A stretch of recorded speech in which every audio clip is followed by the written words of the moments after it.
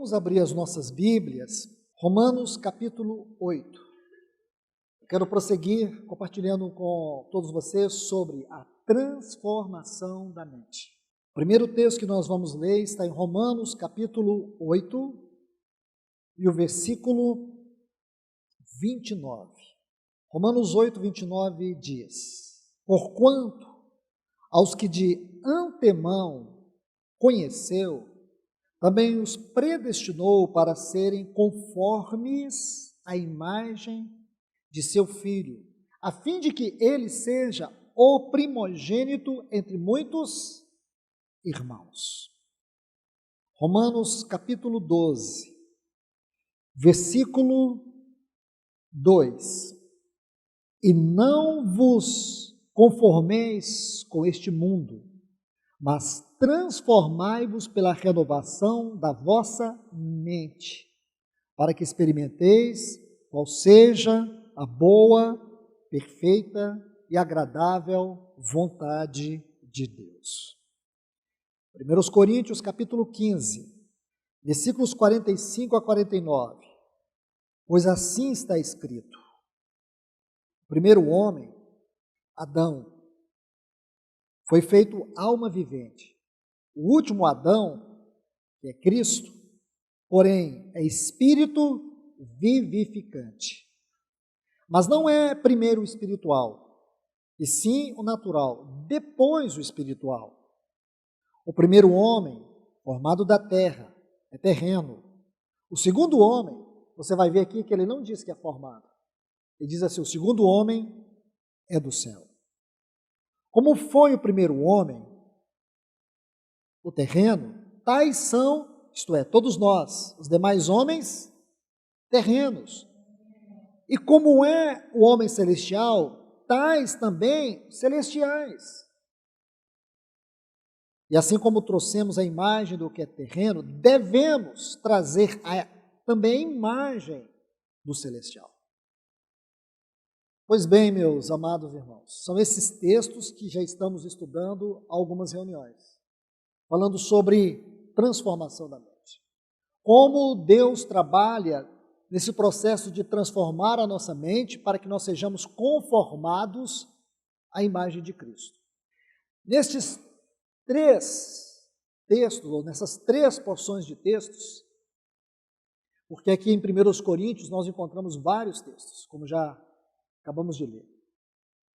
Nós vamos ver, em síntese, alguns pontos. Primeiro, o trabalho de Deus hoje é que a nossa mente seja transformada.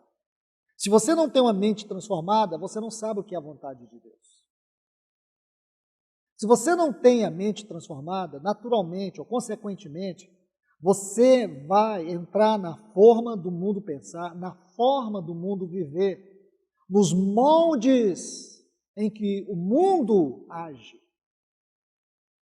Por isso, há uma necessidade que nossa mente seja transformada.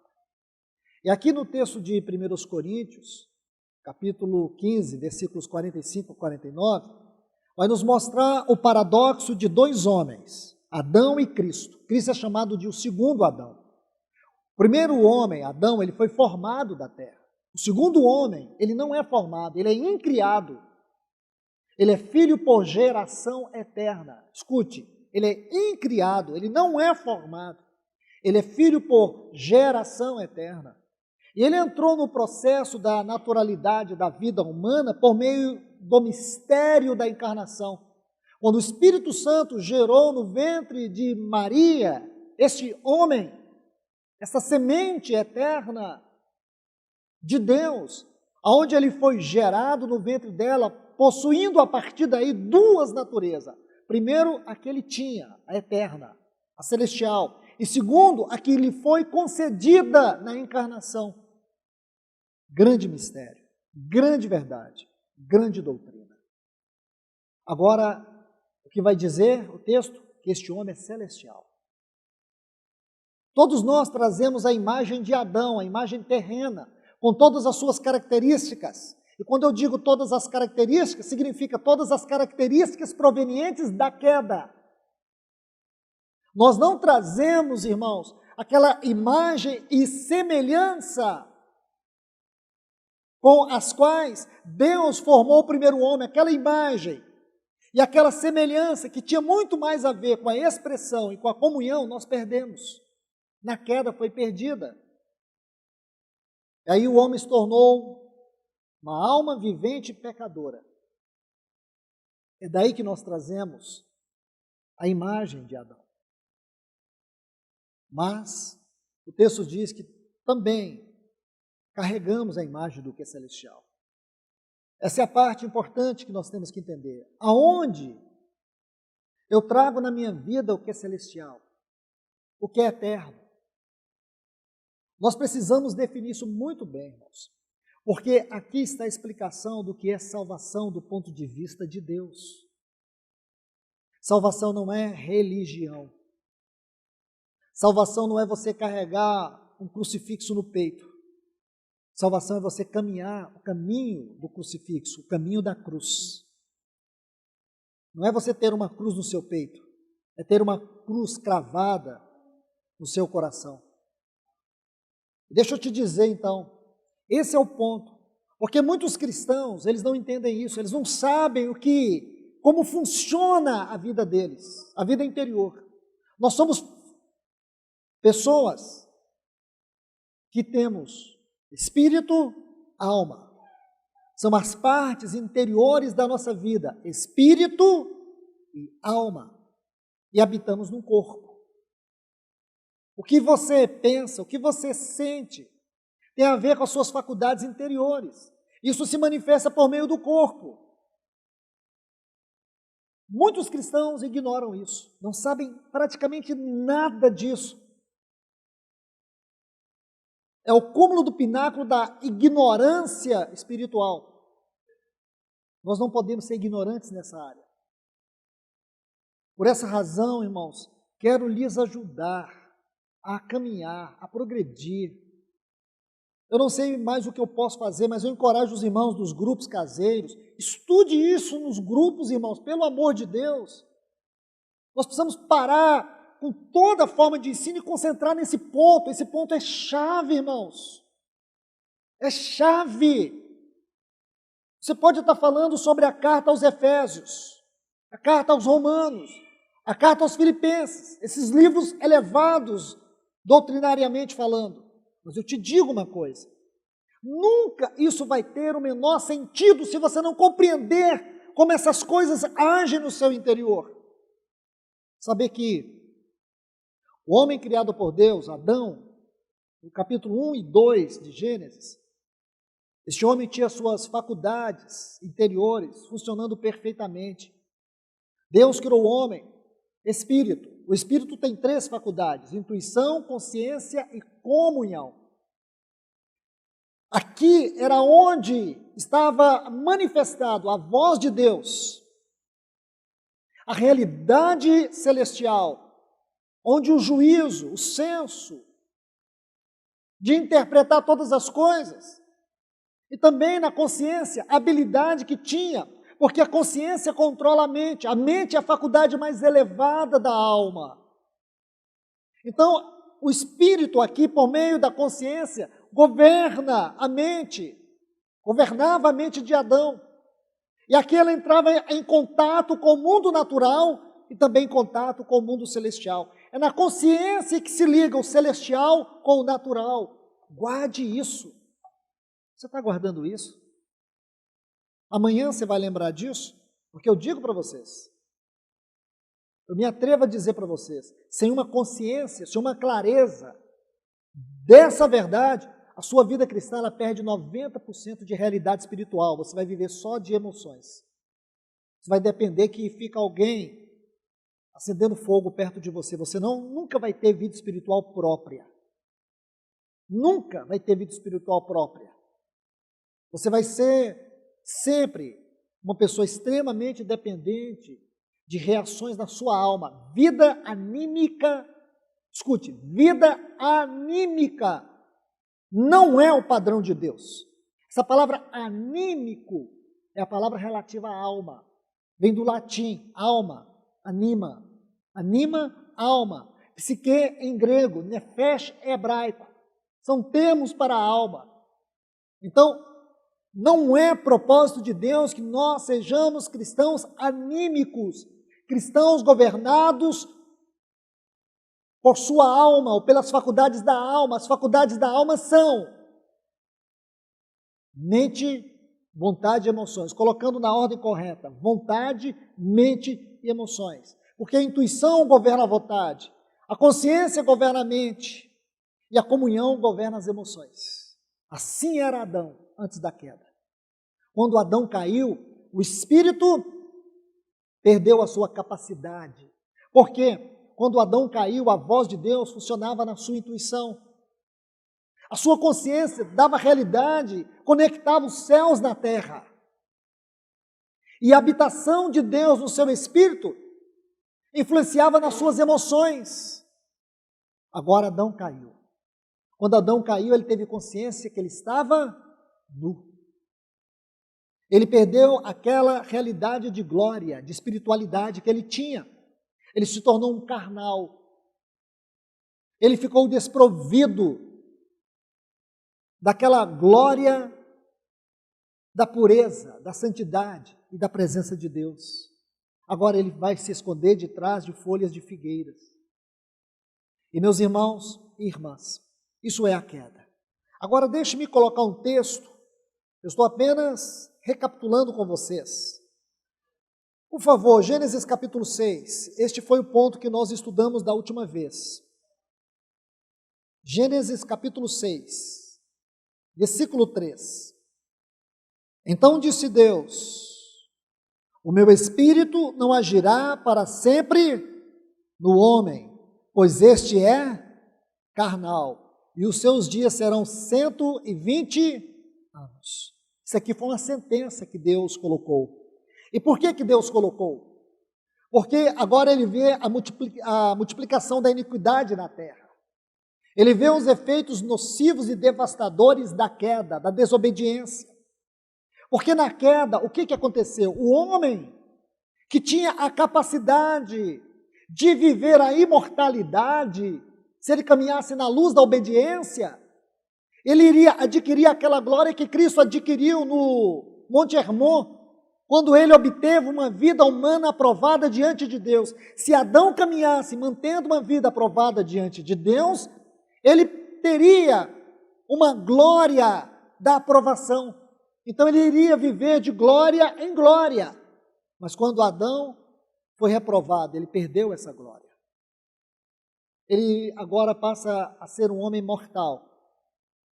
Havia possibilidade do homem pecar? Havia possibilidade dele morrer, claro, mas tudo isso dependeria se ele obedecesse ou não.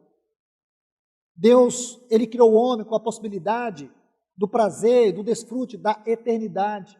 A Bíblia diz em Eclesiastes capítulo 3, versículo 11, que Deus colocou a eternidade no coração do homem. Agora, sabe o que acontece, irmãos? A morte passou a ter um reino, porque não havia, escute, até a queda não havia a morte na criação de Deus, naquilo que Deus havia restaurado. A morte e a condenação havia somente para aqueles anjos que haviam se rebelados. Isso está em Isaías capítulo 14 e Ezequiel capítulo 28. A rebelião de Lúcifer. Ali sim havia trevas, morte e condenação, mas não naquela criação de Deus. Agora, irmãos, aquela semente de morte entrou por meio da desobediência e da queda. O efeito foi devastador. Então agora Deus contempla e diz: o meu espírito não agirá, ele não habitará para sempre com o homem. Mas Deus é um Deus que não desiste do seu propósito. Porque se tem uma palavra que define propósito na excelência, é Deus, porque Deus é propósito. Então nós vemos Deus percorrendo no seu propósito as páginas da história. Deus reivindicando o homem. Ele começa fazendo isso por meio daqueles patriarcas no livro de Gênesis. Se você pegar desde Abel até Jacó, Deus está reivindicando o homem para si. Depois nós vemos Deus reivindicando a nação de Israel para si. Mas Deus não encontrou nenhum homem que pudesse mudar totalmente a história. Até que um dia, um homem, ele veio e ele mudou essa sentença. O nosso Senhor Jesus. Ele veio e ele mudou a sentença de Deus. Agora o Espírito de Deus pode habitar em um homem, porque esse homem se tornou justiça de Deus e também o nosso padrão, nossa justiça. 1 Coríntios capítulo 1, versículo 30, diz que nós somos dele, de Cristo, ou por Cristo, nós somos de Deus e por causa de Cristo, que se tornou a nossa justiça. Justiça tal, que quando Deus olha para você, que comeu este pão, que bebeu este cálice, que crê na eficácia do poder transformador, libertador, do sangue de Cristo, eu quero te falar, quando Deus olha para esta fé no fundamento da obra do seu Filho, Ele sabe que Ele não pode mais te condenar, porque não há condenação para aqueles que estão em Cristo Jesus. Então, amados irmãos e irmãs, vamos avançar no nosso estudo aqui. Quero lhes mostrar alguns pontos importantíssimos. Agora, o Espírito de Deus vem nos habitar. Aonde o Espírito habita? No nosso espírito. O Espírito de Deus habita no nosso espírito. Por causa da obra da cruz. Aquela obra que satisfez plenamente o coração de Deus e a santa justiça de Deus. Agora, Deus enviou o seu Espírito. Havia quase 120 pessoas naquele cenáculo e o Espírito Santo desceu, e desceu para habitar. Eu quero fazer uma pequena viagem com vocês no Evangelho de João. Apenas anote os textos, apenas anote. Não tem como vocês me acompanhar, porque eu vou fazer a leitura bem focada e não vou esperar vocês abrir as páginas da Bíblia, para que a gente ganhe mais tempo.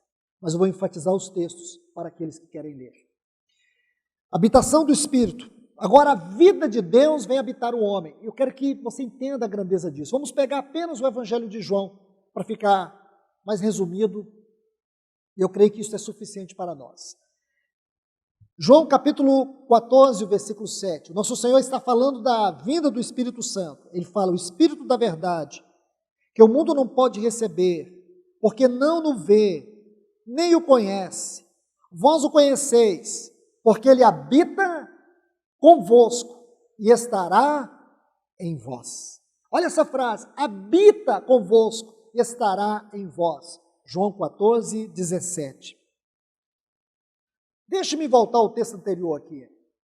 O texto anterior, se vocês lembrarem, diz assim, eu rogarei ao Pai, e Ele vos dará outro Consolador, olha essa frase, a fim de que esteja para sempre convosco. Olha essa frase, a fim de que esteja para sempre convosco. Veja o contraste, meu Espírito não habitará para sempre no homem, porque esse é carnal. Não tinha como o Espírito Santo vir habitar, irmãos. Não tinha, mas veio um homem, ele tomou o nosso lugar, ele foi diante de Deus por nós, ele morreu pelos nossos pecados, ele morreu as nossas mortes, ele foi condenado no nosso lugar, toda a ira de Deus que era contra nós foi derramada por ele, ou sobre ele, lá na cruz do Calvário. E agora, irmãos, Deus, por causa do seu Filho, ele tem que nos aceitar como filhos. E mais ainda, irmãos, agora o Espírito de Deus veio nos habitar. Olhe esses textos. Versículo 26, João 14, 26. Mas o Consolador, o Espírito Santo, a quem o Pai enviará em meu nome, vos ensinará todas as coisas e vos fará lembrar de tudo o que vos tenho dito. Mais ainda, capítulo 15, o versículo 26, ele diz, quando vier o Consolador, a palavra aqui é Paracleto, é o Espírito Santo, que eu vos enviarei da parte do Pai, o Espírito da verdade que procede dele, esse em vós dará testemunho de mim. Esse dará testemunho de mim é em nós.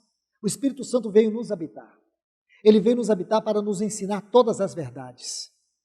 Ele veio nos habitar para que em nós Ele pudesse dar testemunho de Cristo. Capítulo 16, versículo 7.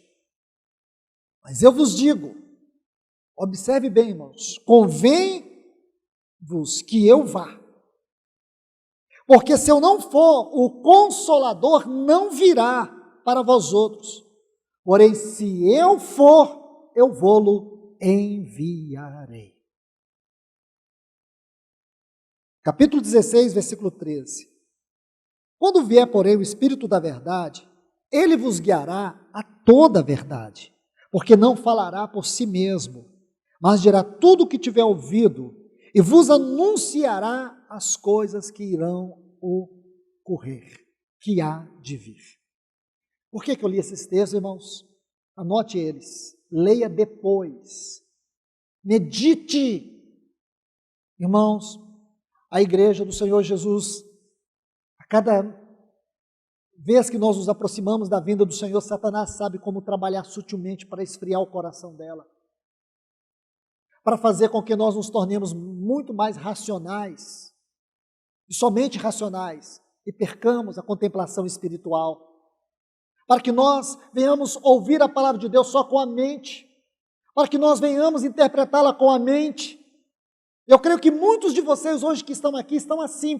Peça ao Senhor que nesta manhã Ele possa liberar aí no seu espírito vida, para que você possa conceber isso aqui através dessa faculdade tão importante que está dentro de você. Quando você converteu, seu espírito foi vivificado. Efésios 2:1, e vos vivificou, estando vós mortos. Como que Deus me vivificou, estando eu morto? Morto na minha faculdade espírito. Todos nós, irmãos, toda pessoa sem Deus, por que a pessoa não crê em Deus? Por que a pessoa diz, mas isso é uma chatice, eu não dou conta, de ser cristão, eu não tenho fé. Por quê? Claro, irmãos, é normal, ela não está dizendo nenhuma asneira, porque seu espírito está morto, ela pensa em Deus em termos de alma, de mente, de emoções, ela não vai render-se na sua vontade. Por isso a palavra do Evangelho, ela tem que ser uma espada, para penetrar na mente das pessoas, e quebrar isso e produzir vida. A palavra de Deus é viva. Por que é viva? Porque ela tem a semente da vida, e é esta semente da vida que penetra lá no Espírito e vivifica ele. Aí a fé vem pelo ouvir, e ouvir a palavra de Deus. Compreende? Se não, irmãos, vamos ficar aqui só teologizando, sem vida e sem nada. Essas coisas são verdades. Isso também funciona para muitos cristãos. Embora tenham o Espírito vivificado, eles preferem viver a vida da alma, a vida da carne. Agora eu vou falar para vocês sobre 3 leis espirituais. Isso é de extrema, mas de extrema importância. Eu acredito que nesses últimos meses, eu não estou querendo sobrepujar muita coisa boa que você ouviu e dizer que você tem que estar ouvindo hoje coisas melhores. De modo algum. Mas eu acredito que essa é uma das verdades mais importantes que você vai dizer para você mesmo. Essa é uma das verdades mais gloriosas que eu ouvi nesses últimos tempos, sobre as 3 leis espirituais. E com Bíblia, não é fantasia não, Bíblia, vocês vão ler comigo, isso está claro, mostrando cada uma dessas leis. 3 leis espirituais, que está aqui operando dentro de nós. Então muitos cristãos, embora convertidos, amam o Senhor, mas vocês vão ver, anímicos, porque eles só funcionam interiormente com as faculdades da alma. Por isso que são carnais. Por isso que não crescem. Por isso que eles vivem só na periferia. Não conseguem viver a vida celestial na sua própria carne. Olha o que diz, irmãos, o texto de 1 Coríntios, capítulo 15. Será que nós somos pessoas espirituais? Eu vou te dar alguns textos. Hebreus capítulo 10, versículo 19. Tendo, pois, intrepidez para entrar no santíssimo lugar. Você vive a vida cristã no Santíssimo Lugar, na sua experiência, dia a dia? Ou você só vive na vida natural? Só vive preocupado com depressão? Só vive preocupado com o seu futuro? Só vive governado pela ansiedade? Só vive em desespero na sua alma? Só vive em angústia? Só vive em tribulação? Não tem paz, não tem alegria, não tem gozo, não tem segurança. Aí você vem na reunião como se você tivesse que tomar um passe para ver se dá uma melhorada, aumenta o seu astral. Isso não é vida cristã, irmãos. Isso é espiritismo religioso. Vê se um espírito baixa na hora da reunião e te toca, aí você volta para casa, hoje o culto foi bom, mas amanhã cai no poço da depressão de novo. Essa gangorra não é a vida que Deus quer para você. Ele quer uma vida ascensional, uma vida dentro dos lugares celestiais em Cristo Jesus. Vou te dar outro texto. Efésios 2:6. E nos ressuscitou e nos fez assentar nos lugares celestiais em Cristo Jesus. Esse texto evidencia a sua vida? Esse texto define a sua comunhão com Deus? Eu vou repetir. E nos fez assentar com Cristo nos lugares celestiais. E nos ressuscitou. Onde é que nós estávamos mortos? Nós estávamos espiritualmente mortos. Foi aqui que houve a ressurreição no meu espírito. Nosso espírito ressurgiu quando você creu. No dia que você crê, seu espírito vai ressurgir. Aí agora ele vai ter um conceito, uma compreensão, e muito mais do que conceito e compreensão, ele vai ter a liberdade de experimentar Deus como nunca você experimentou. Aí você vai ver que as pessoas falaram para você assim, um dia Deus me falou, e você duvidou. Muitas vezes, pessoas disseram assim, é porque Deus fala na sua palavra, você diz, se Deus falasse. Nesse momento que o seu espírito vivificar, você vai dizer, Deus fala. Eu li aqui, aquele que habita no esconderijo do Altíssimo, a sombra do Onipotente descansará. Quando eu terminei de ler, eu senti algo forte dentro de mim. Eu começo a ler a Bíblia, eu sinto que as palavras estão penetrando dentro de mim. Sabe o que é isso? Vida no Espírito. Isso é vida no Espírito. Você vai ouvir Deus falar nos sonhos. Você vai ouvir pessoas falarem face a face com você, coisas que você jamais imaginaria ouvir. Você vai ver que muitos porões no seu coração, que estão nas 7 chaves, a palavra de Deus vai abrir, e você vai ficar como que desnudado diante da presença dEle. Sabe por que é possível, irmãos?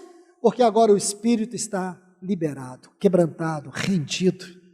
É aqui que aconteceu o poder da ressurreição na nossa vida, lá no nosso espírito. Uma faculdade que estava morta, agora está viva. Então, meus irmãos, deixe-me colocar 2 textos para vocês. Para você entender o quanto Deus se importa com o espírito do homem e como ele é a faculdade mais importante da nossa vida. Um texto eu já citei, mas eu vou citá-lo novamente, que é Eclesiastes 3:11. Eclesiastes 3:11. Diz assim, tudo fez Deus formoso no seu devido tempo, tudo. Agora, olha como o escritor vai complementar esse texto. Também pôs a eternidade no coração do homem. A eternidade no coração do homem é uma das belezas da criação de Deus. Mas o homem perdeu. Adão perdeu a eternidade no seu coração. Mas aquele que é eterno e veio da eternidade, o Espírito Santo, ele habita dentro de nós. Então, hoje, meu irmão e minha irmã, você pode se alegrar, porque a eternidade habita dentro de você. Olha o que Jesus disse, que o Espírito Santo viria nos habitar para sempre, que ele estaria conosco para sempre.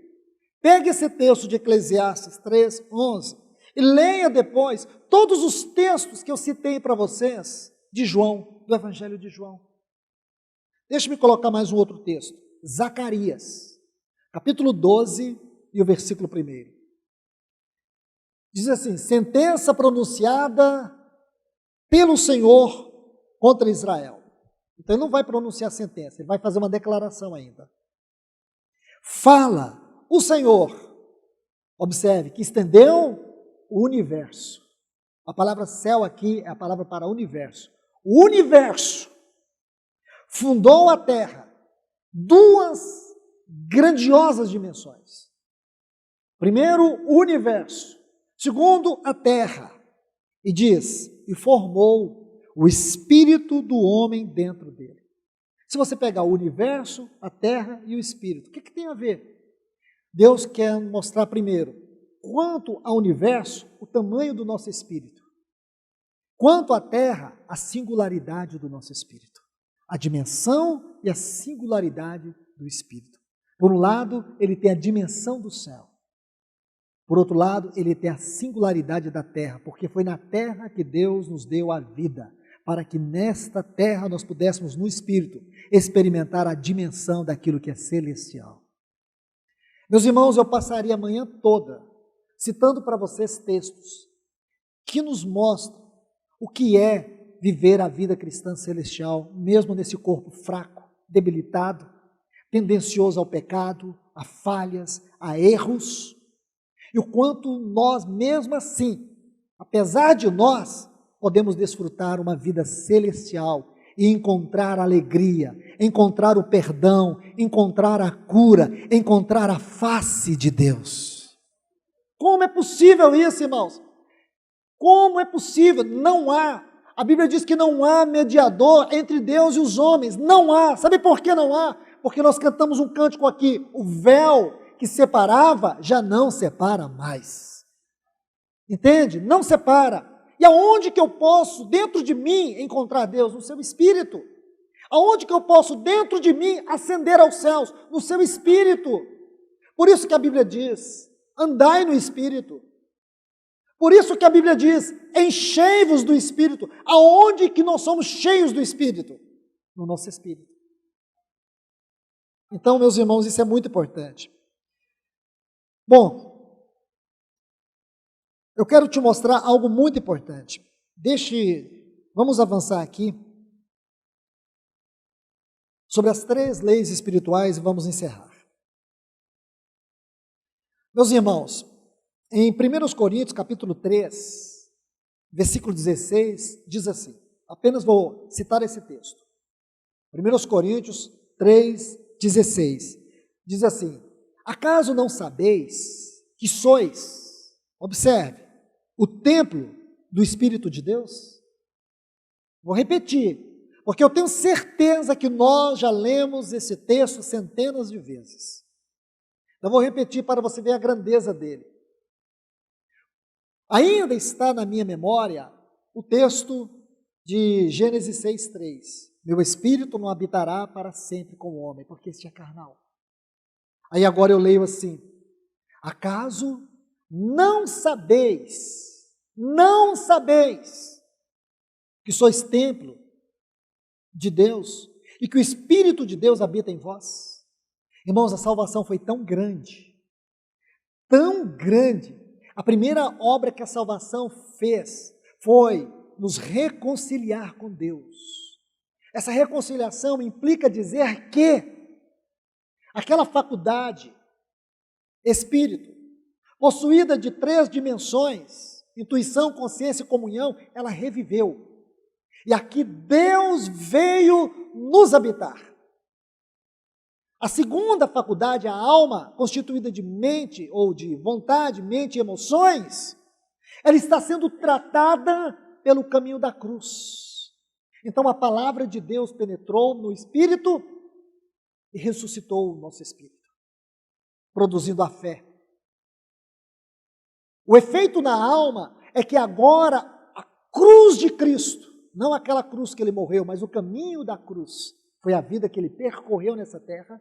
Ele diz, quem quiser vir após mim, tome sua cruz. Esse tomar a cruz tem como objetivo salvar a nossa alma. A alma não está salva, ela está sendo salva. É um processo chamado de santificação. No meu espírito, vivificação. Na minha alma, santificação. Está vendo aí? Isso será evidenciado no meu corpo, glorificação. Um dia esse corpo aqui, Esse corpo que é somatória das fraquezas. Esse corpo que expressa e tem expressado a vida da alma com as suas cicatrizes profundas. Porque você não vai ver cicatrizes profundas no seu corpo. Essas cicatrizes estão aqui na sua mente, na sua memória. É aqui que estão as cicatrizes. É aqui que estão os grandes dilemas. É aqui que estão as feridas mais profundas da sua vida, que te deprime, que te limita, que te causa transtorno de ansiedade, que produz desespero. É aí que estão as cicatrizes mais profundas, as feridas mais profundas. Mas, meus irmãos, um dia tudo isso que emite efeito no meu corpo vai cessar. Porque na vida do nosso Senhor Jesus, esse corpo corruptível será revestido da incorruptibilidade. E esse corpo mortal será revestido da imortalidade. O que será isso? A glorificação. Então, primeiro, vivificação. Isso já aconteceu. Segundo, é o que está acontecendo, santificação. Santificação é Deus nos tornar participantes da sua vida. É o Espírito Santo trabalhar o caráter de Cristo em nós. Isso é santificação. Então nunca queira ser santo. Deixe que o Espírito Santo te torne santo. Porque quando você tentar pegar santidade com as suas mãos, você não vai conseguir nada. Deixe que o Espírito Santo coloque as mãos em você e santifique. E Ele vai santificar você pelo caminho da cruz, levando a sua alma à rendição e o seu espírito ao quebrantamento. À medida que o espírito é quebrantado, a alma é rendida.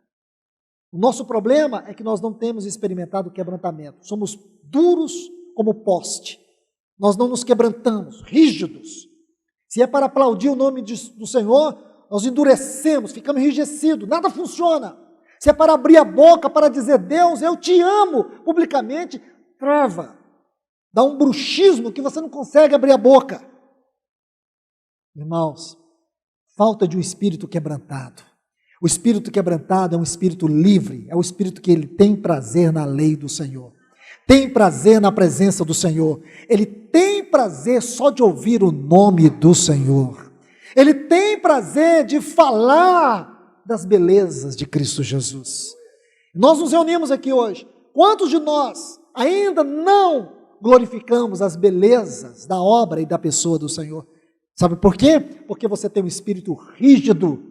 Seu espírito está aqui vivificado, mas inativo, porque você não se quebranta. Sua alma está no controle, você é anímico. Você é um anímico.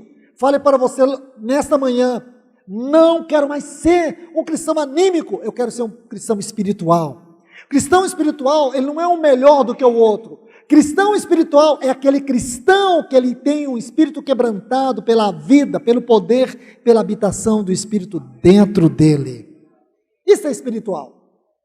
Não é o cristão que se compara com os outros e acha que ora mais, que lê mais, que faz mais. Esse cristão ele não é espiritual, ele é superficial. Vamos para as 3 leis espirituais. Epístola que Paulo escreveu aos Romanos, capítulo 7. A primeira lei está aqui no versículo 22. Diz assim: porque no tocante ao homem interior, Romanos capítulo 7, versículo 22. Porque no tocante ao homem interior, o que é o homem interior? O homem interior é o homem constituído do espírito e da alma. Isso aqui, interior. Compreende? Espírito e alma. Guarde isso. E diz, porque no tocante ao homem interior, tenho prazer na lei de Deus. Então, na parte do meu homem interior, onde é que eu tenho prazer na lei de Deus? No meu espírito. Ou a alma tem prazer na lei de Deus? Não tem. A alma só vai ter prazer na lei de Deus quando o espírito for liberado. Quando houver a liberação do espírito. Quando houver a liberação do espírito, a intuição governa a vontade, a consciência governa a mente, a comunhão governa as emoções. Aí sim, você pode dizer, a minha alma deleita em ti, Senhor. O que sinto, o que penso e o que quero é o Senhor. O que você sente? O que você pensa? O que você quer? Ah, eu quero ser isso, eu quero ter isso, eu quero fazer isso. É? É isso que é a sua alma. Alguém disse, você quer conhecer uma pessoa? Quer saber de uma pessoa? Dá uma olhada no mundo virtual dele. Vai lá olhar as páginas sociais. Aí você vai ver a pessoa ali. Ali está o retrato da alma dela. As futilidades da vida. Aí o casal, bonito, numa mesa. Irmãos, sinceramente, se você me pedisse opinião, eu ia dizer, isso é ridículo. Ridículo. Isso aí é propaganda enganosa. Aí eu tiro uma foto, eu e minha esposa, linda, coloco um jarro de flor, aí tiro uma foto, Facebook, aí todo mundo olha, nossa, que casal lindo. Eu quero ter um casamento assim. Se você conhecer um casamento que vai dizer assim, nossa, irmão, minha casa é um jardim de Deus. Amém, irmão. Você poderia vir aqui ensinar para nós como construir esse jardim, porque até agora, em 30 anos, eu não consegui. Eu não consegui. A única coisa que eu tenho aprendido, irmãos, que a minha casa é um caminho da cruz. Ou estou mentindo aqui, ou só eu que estou mentindo. É um caminho. Casamento é onde você começa a viver a vida da igreja. Ou não, irmãos, eu estou falando outra língua. É aqui que você vai aprender as virtudes de Cristo. E quando você vê as virtudes de Cristo, você vai ver que você não tem nenhuma delas. Não é? Então a gente fica na periferia, essa coisa. Aí é aniversário do seu cônjuge, aí você vai lá no Facebook, tira as fotos, entregando presente, eu e meu amor. Mas você devia tirar as fotos também quando você briga, quando você apronta, chuta o balde na sua casa, coloca essas fotos também. Não fica com propaganda enganosa não, isso é feio, tá certo? Sai disso, irmãos, sai dessas coisas, nós não fomos salvos para isso não, essa futilidade, essa coisa vazia, essa coisa de adolescente. O irmão faz uma viagem, ok, muitas páginas, pessoas fazem isso por causa dos seus relacionamentos familiares, ok, página privada, concordo, família mora em outro lugar, querem compartilhar o quê? Ou fala dessas que compartilha com o mundo, até os anjos do inferno entram no Facebook, sabe da sua vida, sabe o que você pensa, sabe o que você faz? Irmãos, nossa vida tem que ser como está em Cantares, capítulo 4, versículo 12. Jardim fechado és tu, amada minha. Então, irmãos, jardim fechado. Sai dessa coisa de Facebook aí, de ficar, tá bom? Vocês podem achar que eu estou exagerando, mas sai disso. Esses grupos de WhatsApp, irmão, pelo amor de Deus. Grupo que recebe tudo quanto é lixo. Outra coisa que eu quero dizer aqui, bem rápido, esse parênteses que eu estou abrindo aqui. Irmãos, marido tem celular e tem a senha que a esposa não tem, meu irmão. Isso aí é uma forma de traição. Ou a esposa tem celular, tem a senha, o marido ninguém toca. Isso já é traição. Isso já é traição. Com certeza deve ter muitas promiscuidades, perversões. Então, se alguém aqui tem um celular que a sua esposa não sabe a senha, destrave hoje, mostra a senha para ela. Você devia sentir vergonha e pedir perdão para o seu cônjuge. Isso é feio, é horrível. Isso está acontecendo, irmãos, de maneira generalizada. Voltemos para a palavra. Lei de Deus. Primeiro, lei de Deus. Escute isso, irmãos.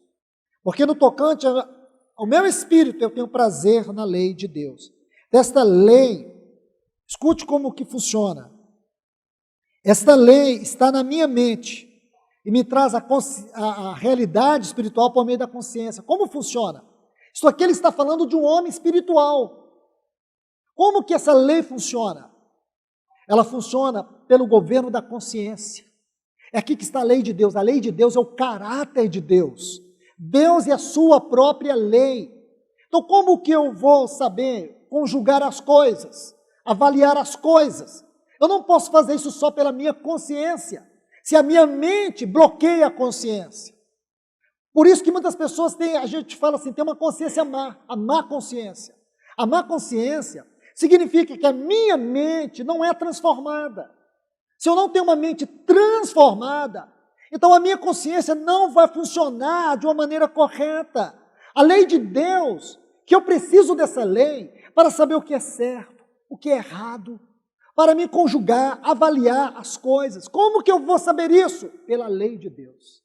E à medida, irmãos, que a lei de Deus funciona perfeitamente, por meio da minha consciência governando a mente, eu vou ter prazer. Este assunto é muito importante, mas eu não posso ir adiante, que eu tenho que mostrar as outras duas leis. Segunda lei, a lei do pecado, versículo 23, Romanos 7, 23. Ele diz, mas vejo nos meus membros, isto é, no meu corpo, outra lei, que batalha contra a lei da minha mente. Por isso que eu disse para vocês, a lei de Deus opera na mente, mas governada pela consciência, que é uma faculdade do espírito. Contra a lei do meu entendimento. E me prende, me aprisiona, debaixo da lei do pecado que está nos meus membros. Então Paulo está dizendo, existe uma outra lei, irmãos. Lei para todos nós. Ele está falando para salvos. Pessoas que já têm um espírito vivificado. Então ele está dizendo, mas existe uma outra lei, que é a lei do pecado, ela está aqui. Tem pessoas pregando contra a impecabilidade, isso não existe, irmãos. O pecado está aqui, é uma lei. Se você der lugar, você vai pecar.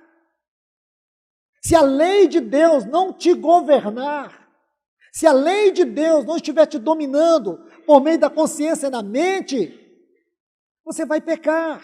Então, o que significa essa lei? Que nós temos sim, irmãos, toda disposição para pecar, porque esta é a lei do pecado. Nós não estamos livres dessa lei.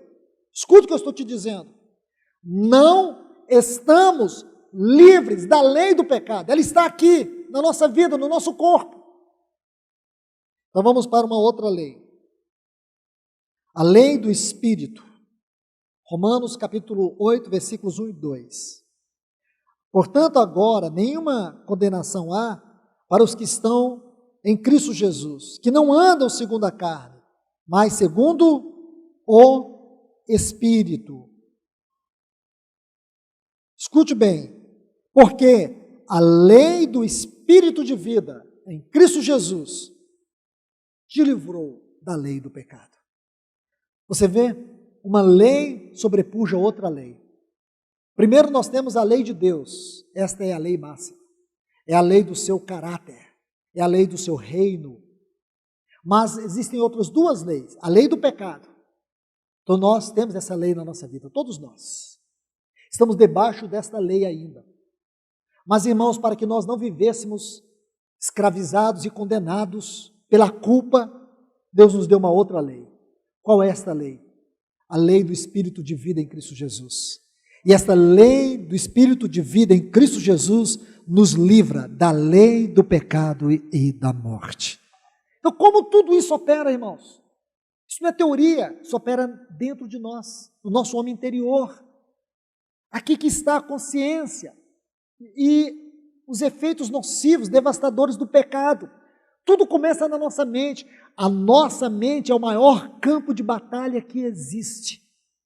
Se você não tiver uma mente transformada, se você não tiver uma mente governada pelo Espírito de Deus, você sempre será escravo da lei do pecado. Você não vai conseguir se libertar do poder do pecado. Você não vai se libertar da culpa do pecado. Você não vai conseguir ficar livre dos efeitos nocivos do pecado. Não adianta você dizer que existe a lei do Espírito de vida em Cristo, que te livra da lei do pecado. Não adianta isso ser teoria. Isso aqui é uma realidade. O que Deus nos mostra é que essas três leis são realidades, de uma forma ou de outra, elas são realidades. Mas o que Deus quer nos mostrar, irmãos, nessas duas últimas leis, a segunda e a terceira, é que elas estão agora atuando. Agora basta você dar lugar. Se nós não temos consciência disso, irmãos, nós somos como um barco à deriva em alto mar. Não sabemos qual o destino que vamos chegar. E a vantagem, a grande alegria desse ensino é que ele é libertador, que ele vai nos dar um farol, ele vai nos dar uma direção. Você vai saber agora como é importante cuidar da sua mente, como é importante alimentar ela com a palavra de Deus, como é importante você cultivar uma vida devocional. Compreende, irmãos? Você não é o que você come, você é o que você pensa. Existe essa teoriazinha aí, você é o que você come. Isso funciona Em algumas áreas periféricas da sua vida, no sentido mais elevado, você é o que você pensa, você é o que você sente, você é aquilo que o seu homem interior vai dizer. Preocupe-se com o homem interior, preocupe-se com o seu espírito, preocupe-se com a sua alma, porque tudo isso é realidade, a totalidade de quem você é. Ou é carnal, ou é espiritual, ou é anímico, ou é espiritual. Preocupe-se com isso, irmãos. Muitos anos já se passaram na sua vida e você continua na periferia. Observe se não é. Observe se não é. Do ano passado para cá, fazendo uma pequena e rápida avaliação, você sente um crescimento espiritual? Aumentou a sua intimidade com Deus? Nesses 3 últimos meses, o que você ouviu e reteve da palavra, produziu um coração mais quebrantado? Ou você continua o mesmo velho homem de antes? A mesma velha mulher de antes? Essa palavra velho aqui, eu estou colocando ela para definir Adão. É isso, irmãos? Porque se você não vive uma vida cristã ascensional, você é anímico, você é almático. E o cristão que não se avalia na luz do Senhor, ele está perdendo a sua vida espiritual. O cristão que não se vê na luz do Senhor, ele está definhando. O cristão que não amadurece, que não cresce, ele já retrocedeu. E você pode estar retrocedendo quilômetros para trás. Quando eu falo para trás, isto é, para a velha vida, aquela vida de condenação. Você está sendo governado pela lei do pecado. A lei do espírito de vida não tem efeito porque você não toma a decisão correta. Então, meus irmãos, que esta palavra seja uma tremenda exortação para a nossa vida, para que haja verdadeira mudança, porque eu creio que somente isso vai nos libertar para Deus promover um grande avivamento aqui neste lugar. Nós não queremos avivamento de culto, nós queremos avivamento de casamentos. Nós queremos avivamento de reconciliação. Nós queremos avivamento que vai impactar a vida do nosso cônjuge, que vai impactar a vida dos nossos filhos. É este avivamento. Nós não queremos uma comunidade espiritual aqui, irmãos, para ser exemplo para ninguém. Nós queremos ser um jardim onde o Senhor encontre em nós todo o seu prazer. Nós não queremos apenas nos reunir neste lugar.